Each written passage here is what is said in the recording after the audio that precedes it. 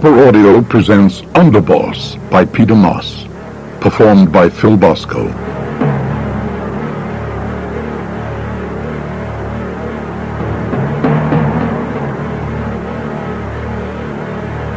The New York Times, November 12, 1991.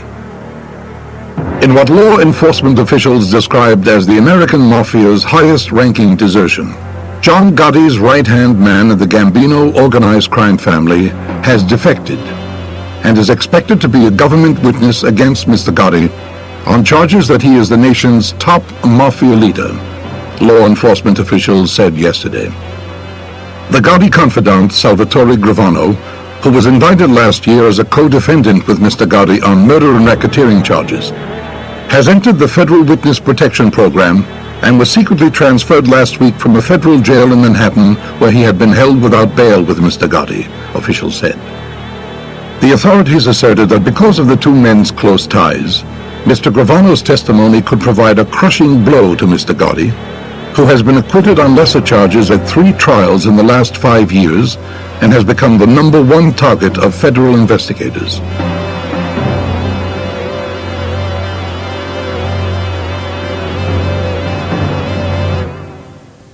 Yeah, you could say I came from a pretty tough neighborhood, Salvatore, Sammy the Bull Gravano said. The neighborhood was Bensonhurst, roughly 2 miles square in southwestern Brooklyn.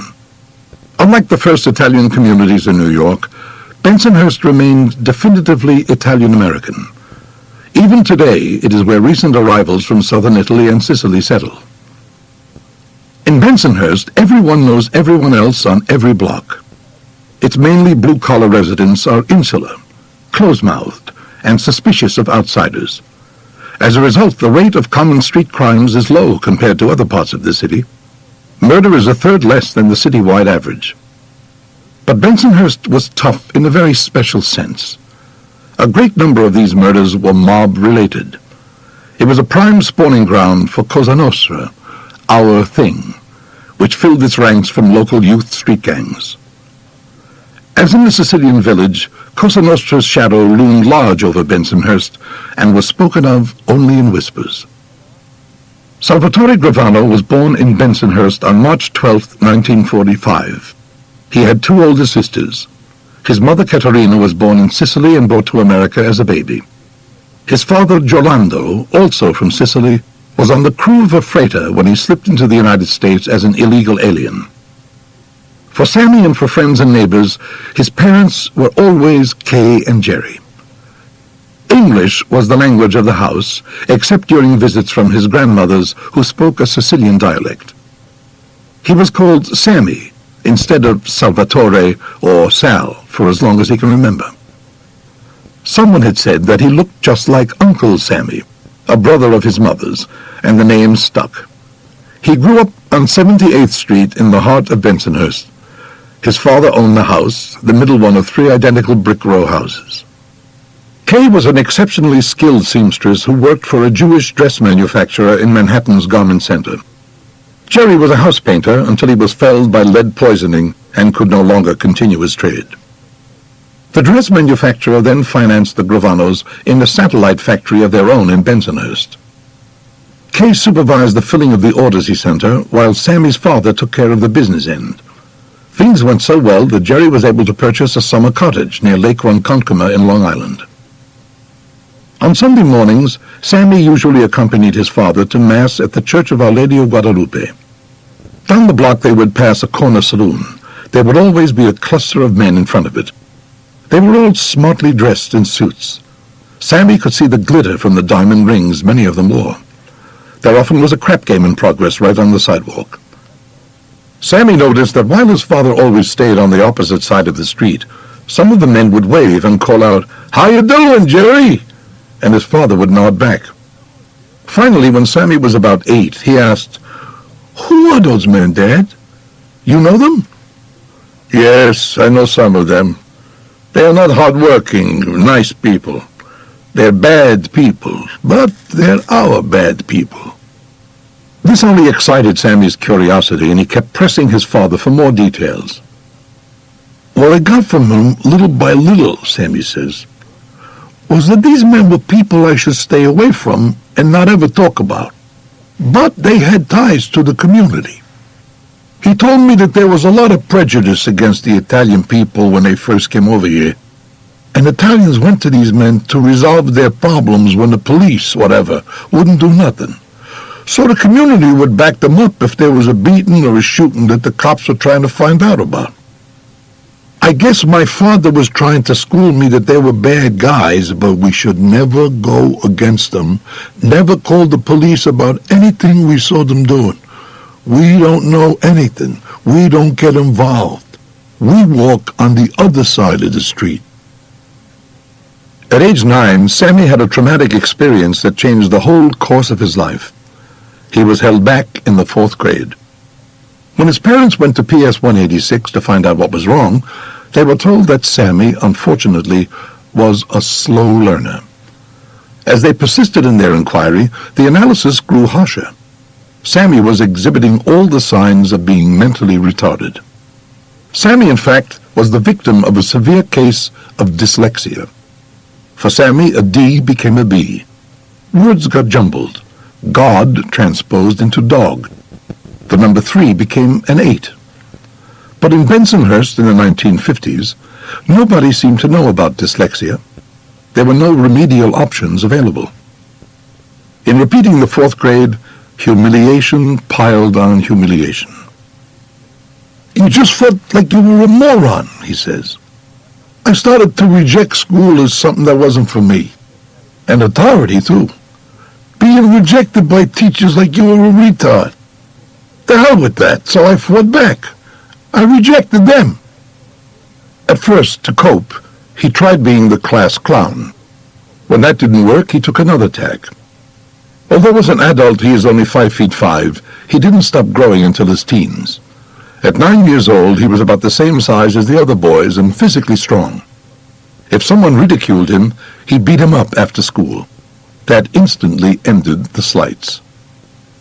That's when I found out that violence paid, he says. They stopped laughing. The only people who didn't care about his reading and spelling abilities were the men at the corner saloon.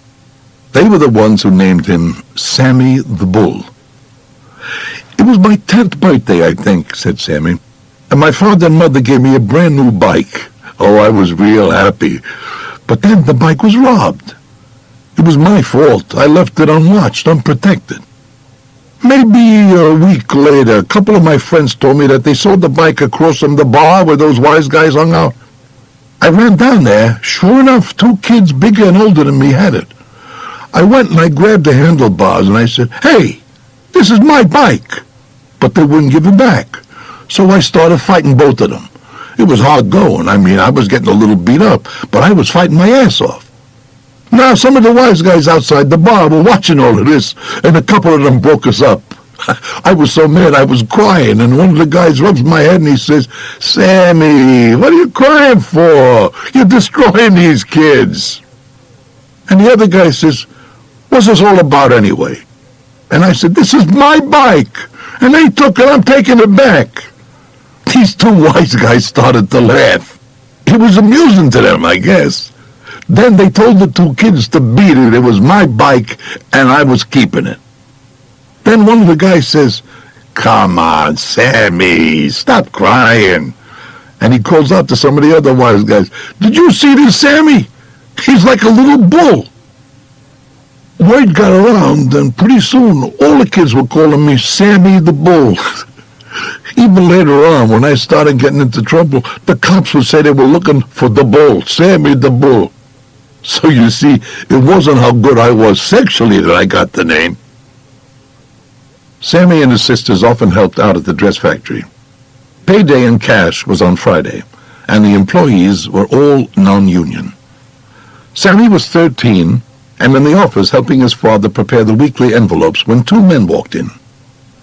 "I mean, these guys were huge," he says. "They come in and tell my father they're from the union, and if he wants to keep operating, he's going to have to start making payoffs. One of them says, 'You don't. The end result is you can get hurt. You won't be walking so good.' And my father's just sitting there, calm as a cucumber. Yeah, okay, you come back, I talk to you, he says. He isn't phased at all. I tell you, I am plenty phased, but he isn't. So one of them says they'll be back on Monday, and this better be settled. After they leave, my father tried to calm me down. I said, Dad, what's the story? Who were they? And he said, nobodies, big mouths, don't worry about it. It's nothing. I'll talk to Zuvito about it. Zuvito, I think. Old man Zuvito. What good's he? He's a frail little old guy. I don't know Cosa Nostra. I don't know Zuvito's power. I'm a kid. I'm with the gang. My thing is to fight with my fists. I figured these goons would cripple my father, and I'm definitely not letting them hurt him. By then, Sammy had hooked up with the Rampers, the dominant youth gang in his part of Bensonhurst. I tell some of the Rampers what happened. One of them tells me, Sammy, these guys hit your father, blow the fucking bums away. So I got a gun from one of them. I was ready to whack the two of them out if they got into my father. I got the gun stuck in my belt. I have a jacket on to cover it when they come in. I can't believe it. They're totally different. Hey, Jerry, one of them says, why didn't you tell us Zuvito was your gumbad? Oh, we're sorry. We apologize. You ever have any union trouble, call us up. We'll resolve the problem. Don't forget, Jerry. Please tell Zuvito we were here, that we apologized. And they grabbed my father's hand and then shook it and kissed him on the cheek. I'm watching this in total amazement. After they walk out, I said, Dad, what was that? What happened? And he said, it's nothing. I told you. Like they said, Zuvito is my gumbad from Italy. Zuvito spoke with them. Remember I told you about our bad guys? Well, Zuvito is one of our bad guys. I said, and if they didn't listen, he'd shoot them? No? I don't know what he would do, but he didn't have to do any more than talk. No shooting, no nothing. That really opened my appetite to know more about Zuvito, what the hell he was, what made him so feared. Boy, I thought, wasn't it something to be that physically unimposing and still have that kind of power and strength? Eventually, I found out that he was a made guy in Cosa Nostra who was very respected. I met him a few times. Once when I got into trouble, he caught me and gave me a kick in the ass. Go home, you son of a bitch, he said. Your father's such a beautiful man. Go to school, study, make something of yourself. But that was not to be, at least as far as Sammy's formal education was concerned. Still, with no inkling as to the root cause of his learning disability and with no professional help, Sammy tried to concentrate on his reading, realizing that if he went over a sentence 5 or 6 times, he could finally make sense of it. But it was slow going, and at Shallow Junior High he was held back another year. That's when I decided school wasn't for me. You had to go to school, but I was cutting classes most of the time and being with the Rampers. We were pretty tough, and when I was there I was getting into fights all the time. I was thrown out of school. I went in front of the Board of Education, and I was officially switched to McKinley Junior High School. It was out of the neighborhood, and there weren't any Rampers around. I was in a lot of fights. But the one thing I remember from McKinley was a teacher, a math teacher. I still remember his name, Mr. Mandrakia. He really wanted to take you out of this problem situation you're in and move you into the mainstream. I got to like him, to trust him. And for a while, everything seemed to improve. When you had a problem, he wouldn't just look at you like you were an idiot. He'd say, okay, everyone has a problem with that. If it wasn't for him, I would never have got out of that school. But I graduated, and I went to New Utrecht High School. In 2 or 3 months, it was the same thing all over again. I couldn't keep up. For all the teachers, I was a dummy. That was it. So, okay, I'm stupid. The people I was looking up to by now were people in the mob. When I fought and got a pat on the head from them, it was a compliment. You did right defending yourself, taking back what was yours. You didn't let nobody bully you. They helped teach me all of that. This thing that the mob does to you when you're young is that they compliment you if you rob, if you kill. The ultimate compliment is when you kill. So I was getting these compliments from them, and because I looked up to them, it felt good. At school, except for Mr. Mandrakia, I never got compliments. Anyway, with all the fights and my attitude, I was thrown out of New Utrecht, and the Board of Education sent me to a 600 school for incorrigibles. I think everyone in the one I went to was nuts. The second day, I'm back before the board with my parents, and they were told I was out of the school system, period. My mom and dad were disappointed. Sad, I guess. But they never ranted and raved that I was no good. They knew that I was having education problems. There wasn't anybody they could turn to for help. Believe me, there weren't a lot of psychiatrists in Bensonhurst. My father didn't give up on me. You can learn a trade, he said. Use your hands, your back. A little honest sweat never hurt nobody. But it was too late. I was into another life now, running with the rampers. We did mostly burglaries and stealing cars. We'd break in at night, robbing clothes stores, hardware stores, stuff like that. We'd hold up jewelry stores, with ski masks on. They all had insurance. My old enemy was the teachers in school. My new enemy was the law. Cops. There were 4 of us rampers looking to score in his lumberyard. We break in. All of a sudden, the cops arrive. The other kids get away. I'm the only one who gets collared. They bring me into the precinct, and it's the old story. Who were my accomplices? What accomplices, I say? In those days, there wasn't no Miranda warning. The cops beat me to a pulp. It was bad. Finally, they gave up, and they threw me into a holding cell. When my mom and dad came, she fainted dead away when she saw me. In court, my lawyer got her knocked down from a burglary felony to a misdemeanor. I was 18 then, and the war in Vietnam was heating up. What my lawyer told the judge was that if there wasn't any jail time, I would join the army. The judge agreed, and all I got was another fine. Afterwards, I told the lawyer, I ain't joining no army, and he says, you don't have to. I just said that to get you off. I ended up in the army anyway. I got drafted. All in all, I did very, very good in the army. It was a hell of a lot better than jail. I got promoted to corporal. By the end of my 2 years, they wanted me to re-enlist. They offered me sergeant stripes if I signed up for 4 more years. Orders had come down for the company to go to Vietnam. I wouldn't have minded going to Vietnam. You got medals for killing people there. Anyway, I got an honorable discharge. Back in Bensonhurst, Sammy returned to robbing with the rampers. His mother and father had retired. For the rampers around Sammy's age, a new reality set in as they grew older. They could rob commercial establishments and steal cars all they wanted to, but there was a ceiling on how far they could expand their activity. To take the next step up, they had to be connected, mobbed up. Some rampers drifted into legitimate blue-collar work. The rest, if they could, became associated with one of the 5 Cosa Nostra families in New York. Tommy Sparrow, who had been with Sammy in a recent stolen car arrest, came to him. He said, "My uncle would love to meet with you." "About what?" "He just wants to talk to you and stuff." Now, I know who Tommy's uncle is. Everybody calls him Shorty.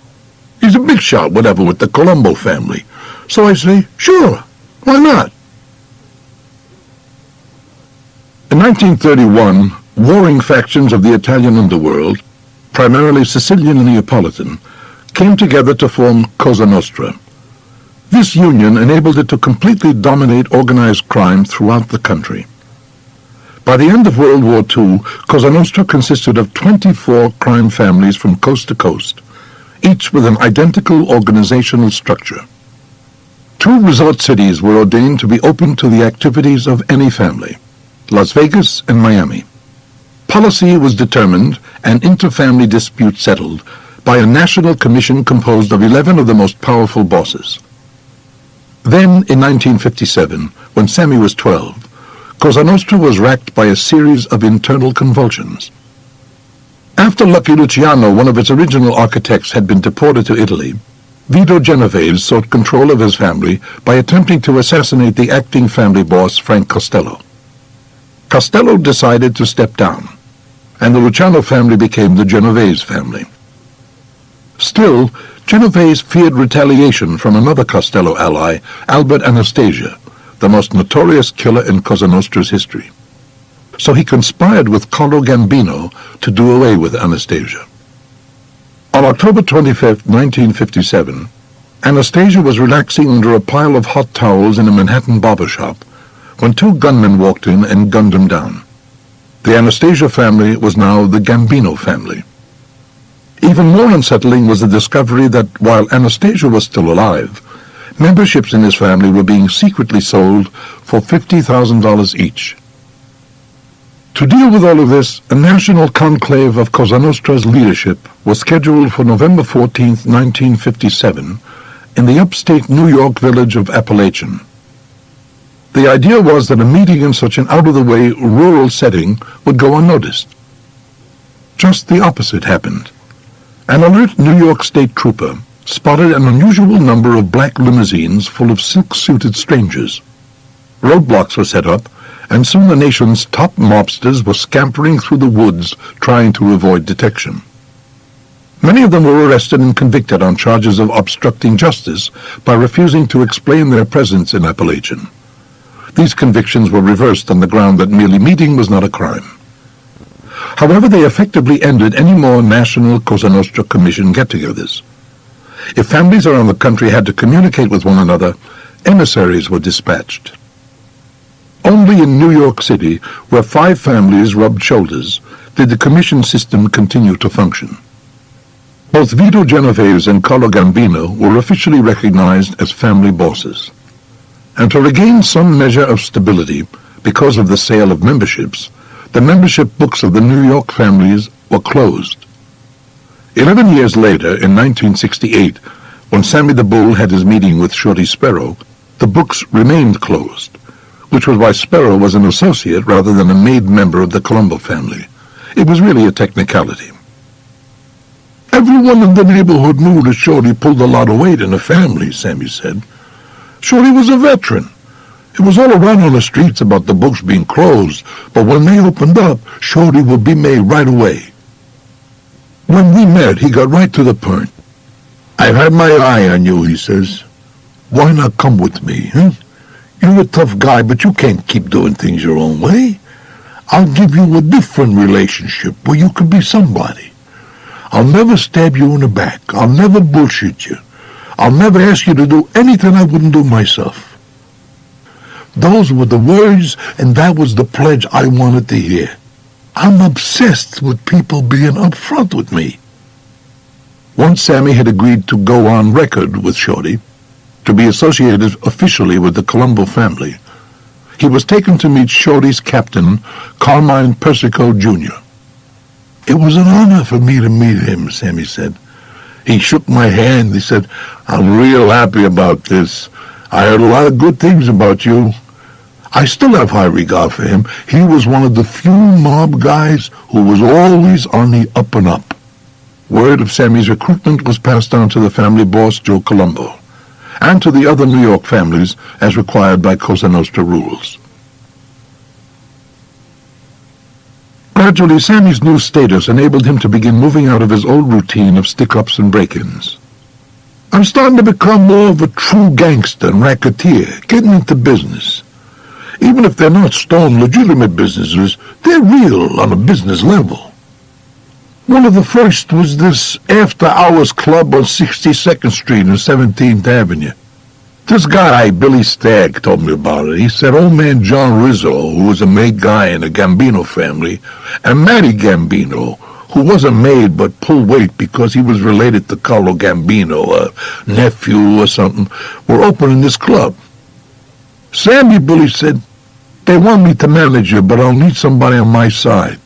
They'll drive me crazy, especially Matty, who thinks he's a big fucking gangster. Why don't you get a piece of it? I've accumulated some money, and I go down to see John and ask, could I have a piece of the joint? Now, I know an old-time wise guy like him ain't interested in being there every night. He just wants to collect his end. And the old man says, I love the idea. You're in. The joint was half done at that point. I dived in to help finish it up. Right from the start, the place was extremely successful. I put it on record with Shorty and the Colombo family that I got a piece of this club. I'm there like every minute, working like a dog with Billy, stopping fights, seeing everything is okay. The only problem was Matty Gambino. He'd strut in with his overcoat draped over his shoulders. He'd come in like a fucking Don Juan, have a couple of drinks, pick up a girl or two, and leave. The truth is that I wish he would never come into the club at all. One night, me and Billy had finished doing the books. Sure enough, this Matty Gambino comes in with a couple of guys and some broads. He walks over and he said, "You know, Sammy, the bills don't seem right with the amount of liquor we're selling. What do you think is wrong?" "Wrong?" I said. "Do you think me and Billy are robbing you? If I were you, I wouldn't even answer that." He kind of draws back, stunned. "I tell you what," I said, "why don't you come in here and work the fucking joint? As a matter of fact, you handle the cash. You divvy it up." "Sammy," he says, "don't you think you're out of order?" "Fuck you, out of order. You come in here, you want to abuse people, you're a fucking punk. You don't do no fucking work. Then you make a fucking accusation of something they write? Let's stop this conversation because it's going to get worse and I'll knock your fucking head in, you understand?" The next thing I know, there's a massive meeting. Shorty's there. John Rizzo says, "Sammy, he went to his uncle. He went to Carlo. I'm sent down to talk to you about it." How could you do that? How could you say those things? How could I do it? Who the fuck does this bum think he is, John? I give you the respect. I give Carlo the respect. But this fucking bum ain't gonna come in and make accusations against me and Billy. I turned to Shorty. "Shorty," I said, "I'll declare it right now. I'll take my end back. I'm out of this club if that's what everybody wants." Old man Rizzo starts laughing. "Take it easy," he says. Don't get so fucking hot." "You're 100% right. Fuck this bum. He'll come in like a mouse from here on in. I know what happened. I heard it from Billy. Let me go back to Carlo and tell him how his nephew was acting. Don't pull out. Shorty, tell him to calm down." So I learned the big lesson. Number one, you got to stand up for yourself. Number two, I didn't stand a chance if I wasn't hooked up with the Colombo family. Shorty's getting a piece of my end. That's how it works. After the expenses of the club and paying off the cops, I'm taking out for myself about $2,000 a week cash, and $500 of it goes to Shorty. I wait to see what Carlo Gambino's going to say about all this, and the answer is that when this Matty comes in again, he's going to be like a fucking mouse. As a matter of fact, every time he came in with his girls, it was, "Say hello to Sammy." The whole picture changed. I started on my own another little club on the side in Bensonhurst, which was making some money. It was just a club to gamble, poker, and Shorty got a piece of that. I started Shylocking too, in a small way. Shylocking was considered your personal business, so what you got, you kept. Being with the family was a two-way street for Sammy. He had the clout of the association, but he also was expected to obey orders, no questions asked. One day, with Shorty Sparrow present, Carmine Persico summoned him and Tommy Sparrow. A Long Island distributor of commercial washing machines and dryers had been discovered having an affair with the wife of one of Persico's brothers. They were to give the distributor a beating. Persico wanted an ear of the distributor brought back to him. He was very explicit about the ear. He told Shorty, "Have Tommy do the driving and talking. Let Sammy do the work." So off we go. We had a plan. We went in there and Tommy asked for this guy, the owner. And when he comes out, Tommy tells him he'd like to see some literature. He's thinking about opening up a laundromat. The guy took out some brochures. I had a blackjack in my back pocket. And when the guy leaned on the counter to show us the brochures, I clocked him on the side of the head with the blackjack. I jumped over the counter and started beating him up. There were a half-dozen workers out back. They all come running out at us. One of them grabbed me by the shirt, and I caught him in the face with the blackjack. Meanwhile, the other guy, the owner, was getting himself up. He grabbed the edge of the counter with one hand. Now, Junior had told me that I was supposed to cut this guy's ear off. I had no intentions of doing it. I mean, come on. But when I whacked this guy's hand with the blackjack, I knocked his little finger off. That finger went flying. It must have been the way he was holding on to the edge of the counter.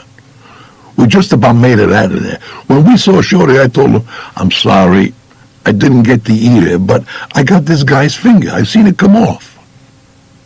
Carmine and Shorty thought it was the greatest thing in the world. Carmine must have told Joe Colombo, because after that, instead of me waiting for the right moment to say hello to him, he'd come over with a big smile and say, Hey, Sammy, how you doing?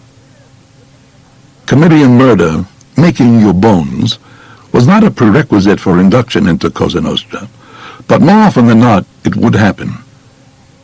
Murder was the linchpin of Cosa Nostra, for control, for discipline, to achieve and maintain power. For maid members and associates, it was an everyday accepted fact of life. The code that could trigger a hit was very clear. If someone broke the rules, he would be whacked. Murder was the means to bring some semblance of order to what otherwise would be chaos. In theory, a Cosa Nostra hit required a precise procedure. A case had to be made. It then had to be sanctioned by the family boss. A murder that had not been authorized invited immediate retribution. Yet, time after time, transgressions occurred out of fear, jealousy, desperation, greed. In early 1970, Shorty Sparrow called Sammy in. Sammy had just turned 25. Are you ready to kill for the good of the family? Sparrow asked. I got a piece of work for you. It's on record. The boss has given permission. The intended target was Joe Colucci. I was stunned. He was with Shorty like I was. I knew him real well. He was a bruiser. He had this drop-dead gorgeous wife named Camille. I'd heard some rumors that Tommy Sparrow was coming on to her behind Joe's back. I didn't pay much attention, but I already know that fooling around with another guy's wife is one of the worst rules you could break. So this isn't making sense to me. Joe was looking to whack you, Shorty said. Me? Why me? I said. It's making even less sense. Now I gradually get the story. But the truth is that it wouldn't have made any difference. If it's put to you that something has to be done for the good of the family, that it's been authorized, you got to do it without question. It seemed like Joe Colucci had heard the rumors too, and he's going to make a move. He's got a plan, real devious, but he outsmarted himself. Joe figures that if he asks permission to kill Tommy Sparrow, he ain't going to get to first base. Tommy's Shorty's nephew, and that's where I come into it. If Joe just whacks out Tommy, it don't take a brain surgeon for Shorty to figure it out. Joe's plan is to whack Shorty and me. Me because I'm somebody has to worry about coming back at him. With both of us gone, there'll be confusion. Then he can rub elbows with Tommy. Gee, your uncle, what a shame. And later on, he'll take him out, and nobody's the wiser. Joe's big mistake is that he confides in another guy with us named Frankie. Frankie goes to Shorty and says how he was approached by Colucci and everything. And Shorty sees Junior Persico and reports this, and the two of them went right to the boss, Joe Colombo, and got the permission to go after Colucci. That's when it becomes a hit for the family. At that point, I'm getting all of this from Shorty. So I went with it. This was my first hit. I was in charge. My hit team was Tommy and Frankie. I told Shorty I didn't need any more help. Looking back, I can see that I missed a lot of basics. I had plenty to learn. In a hit, pulling the trigger is the easy part because it takes no brains. It was about a week after I met with Shorty when we made our move. I set it up that me, Frankie, Tommy, and Joe would spend the night bouncing around from one club to another. Finally, at this one club, we left to go to a cafeteria. This was when it was supposed to happen. Tommy was driving. The plan was that Frankie and me would get in the rear seat and Joe would be in the front next to Tommy. The rest would be up to me.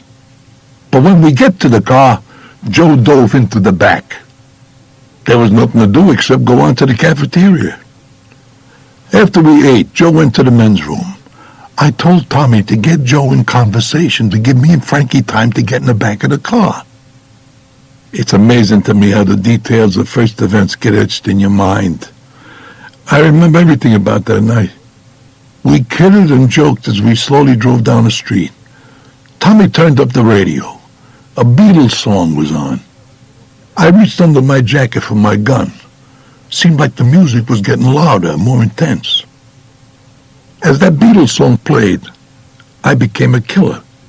Joe Colucci was going to die. I was going to kill him because I'd been ordered to do it and because he was plotting to kill me. I pointed the gun at the back of his head. Everything went into slow motion. I could almost feel the bullet leaving the gun and entering his skull. It was strange. I didn't hear the first shot. I didn't seem to see any blood. I felt like I was 1,000,000 miles away, like this was all a dream. I shot a second time in the same spot. This time, everything was different. I saw the flash. I smelt the gunpowder. The noise was deafening. Now I saw his head jerk back, his body convulse and slip sideways. I saw the blood. Joe Colucci was dead. He looked peaceful. "You gonna blow me away now?" I thought. I told Tommy to get on the Belt Parkway and get off at the Rockaway Park exit. We had to dump the body. I can't describe the anger, the violence, the intensity that filled that car, but I could still feel it. After the exit, we drove for a few minutes into a quiet residential area. We were on a side street. I pulled Joe's body out and dumped it face down in the street. I got in the car where he'd been sitting. Then I rolled down the window and I shot the body 3 times. It lurched with each shot.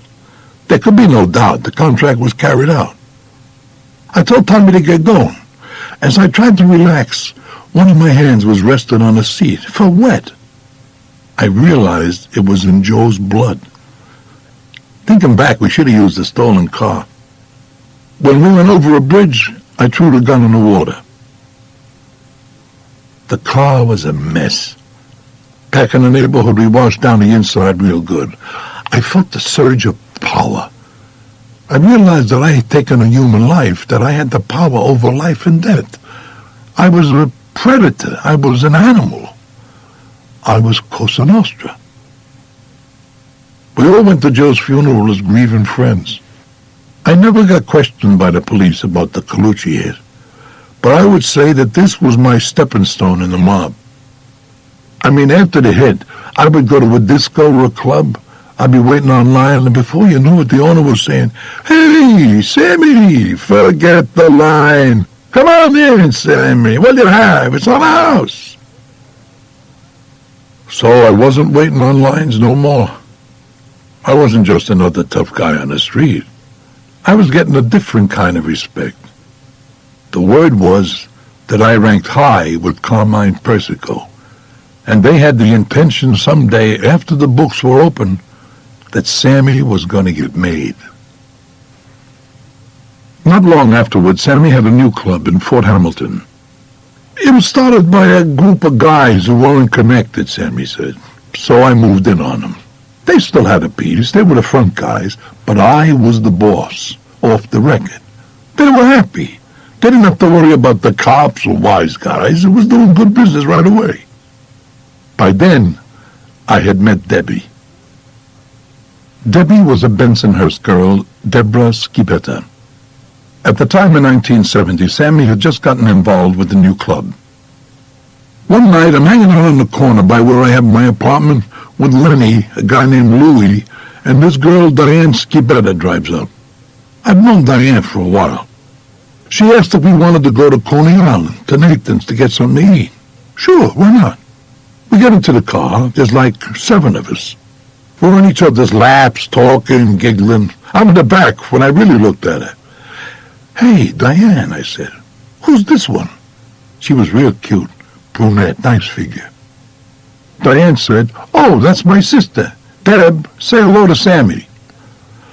A couple of nights later, I see Diane and she said, "Is it all right if I come by your club with my sister?" I said, "Of course, come down." So when they come to the club on a Saturday night with some other girlfriends, I see that they're taken care of and not bothered. But I'm watching Debbie. She looks so out of her element in that place. She seems so fresh, so innocent. More than anything, that's what caught my attention. After a while, I go and sit with them. I offered Debbie a drink, and then I said, let's take a walk. It was a nice summer night. We walk and talk. By the time we went back to the club, we were holding hands. She told me her parents were going to be away on Sunday, and why didn't I come and she'd cook dinner? I went over to a couple of guys. I saw her in the kitchen. She had an apron on, cooking away. Then and there, I realized that she was for me, and I was right. We got married on April 16th, 1971 in St. Bernadette Church, just a couple of weeks before she was 18. Debbie and I went to the Poconos for our honeymoon. I was 26. About this time, I met this Jewish guy, Michael Hardy. I worked with him for a while. We were posing as plainclothes cops and shaking down drug dealers. But later I'd had big trouble on account of Michael Hardy, as big as it could get. And I had the club, and I was looking for other things since I married. Now I know this guy Jimmy Brazier. He used to bring in shipments of women's clothes and sell them to department stores. One time he got a huge load of brassieres. That's how he got his name. Then he got into women's pocketbooks, bags, even shoes. Some were slightly damaged. Department stores wouldn't buy them, so me and Tommy Sparrow took them off his hands real cheap. We sold them out of the trunk of a car. At first business was only so-so. Then Tommy and me come up with the idea that if we told people the merchandise was hot, it might sell better. And it did. People thought they were making a big score getting stolen stuff. We got so many orders ahead that I decided to open a store just for this. As soon as Tommy's father Ralph heard about it, he wanted in too. I found an empty store in a real shopping area. It was a tiny store. I named it the Hole in the Wall. Jimmy Brazier supplied us all kinds of things a woman would want. Business just took off. On occasion, Debbie would come in and help. Tommy's father Ralph was there. I'm there too, on and off. Then one time when I was there, a lady come in and said she wanted to return something. I said, sure. Does she have a receipt? She said, no, she didn't get no receipt. I asked her who sold her the item, and she said it was the older man. She was talking about Ralph. It happened again. He was robbing us blind, the cocksucker. Now, Ralph Sparrow ain't a made guy, but he's Shorty's brother, and I'm with Shorty. I decided it was better to sell the joint to get the fuck out. I tried to avoid confrontations. There's enough people to shoot in the head without looking for it. I went to Jimmy Brazier and said, do me a favor and buy the store. Or get one of your friends to buy it. It's a tremendous deal. Tons of customers are coming in. He comes back to me, he's got a buyer, but why are you doing this, Sammy? Why? Listen, between you and me, Ralph, Tommy's father, he's in there robbing. I'm going to wind up killing him or something else bad will happen. I don't want no beefs. So Jimmy sold it for me. I told Tommy and Ralph that it was over, that there was nothing they could do. I said, I'm a crook. What am I doing selling jeans? Let's get the fuck out of this.